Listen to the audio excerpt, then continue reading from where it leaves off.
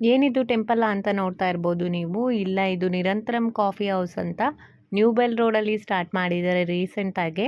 ನೀವು ಒಳಗಡೆ ಎಂಟ್ರಿ ಕೊಟ್ಟರೆ ನಿಮಗೆ ಟೆಂಪಲ್ ಅಂತಲೇ ಅನಿಸುತ್ತೆ. ಯಾಕಂದರೆ ಒಳಗಡೆ ಹೋದಾಗ ಫುಲ್ಲು ಕರ್ಪೂರ ಸ್ಮೆಲ್ ಬರ್ತಾ ಇರುತ್ತೆ.